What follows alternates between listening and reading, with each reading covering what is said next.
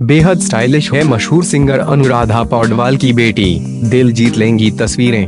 90 के दशक की ऐसी कई चीजें हैं जो हम सभी को अब तक याद है, जैसे कि 90 के दशक की फिल्में, अभिनेता, अभिनेत्रियां और गाने भी जो आज भी लोगों के जुबान पर रहता है। अगर आप भी 90 के जन्मे हैं तो आप सिंगर अनुराधा पौडवाल को तो अच्छी तरह से जानते होंगे। जिस तरह से 90 के दशक के फिल्मों को लोग बड़े मन से देखते थे, वैसे ही अनुराधा पौडवाल के भजनों की कैसेट्स भी कई घरों में आवश्यक रूप से पाई जाती थी। और वही अगर हमारे घर में कोई इनके भजन बजाना भूल भी जाता था तो पड़ोसी के घर से उनकी आवाज आ ही जाया करती थी।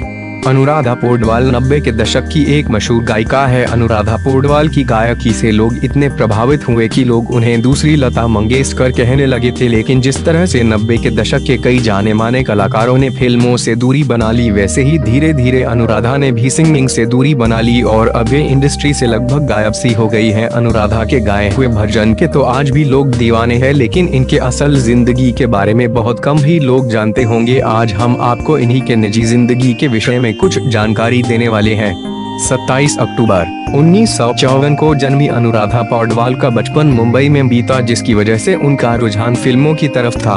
अपने कैरियर की शुरुआत अनुराधा ने 1973 में अमिताभ बच्चन और जया की फिल्म अभिमान से की थी। इसके बाद उन्होंने हीरो, तेजाब, दिल, राम लखन, आशिकी और साजन जैसी फिल्मों में अपनी आवाज दी है।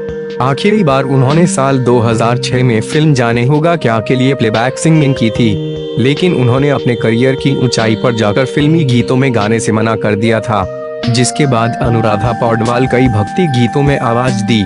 अनुराधा ने अरुण पौडवाल से शादी की थी, जो कि एस डी बर्मन के असिस्टेंट थे और खुद भी एक म्यूजिक कंपोजर थे। इनके 2 बच्चे, बेटा आदित्य और बेटी कविता पौडवाल है। लेकिन अनुराधा के पति अरुण पौडवाल की सन 1991 में मौत हो गई। अनुराधा ने करीब 10 साल से ज्यादा समय तक टी सीरीज के लिए काम किया, जिसके बाद अनुराधा का नाम टी सीरीज के मालिक गुलशन कुमार जोड़ा गया।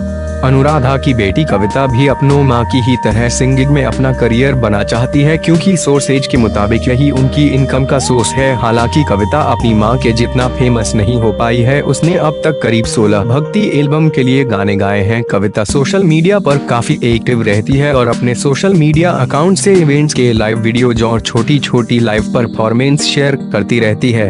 आपको बता दें, कविता एक बेहतरीन क्लासिकल सिंगर भी है। उन्होंने पंडित जियालाजी वसंत और सुरेश जी से ट्रेनिंग ली है। उन्होंने 1992 में रिलीज हुई महेश भट्ट की फिल्म जुनून में तू मेरा मेहरबान गाना गाया था।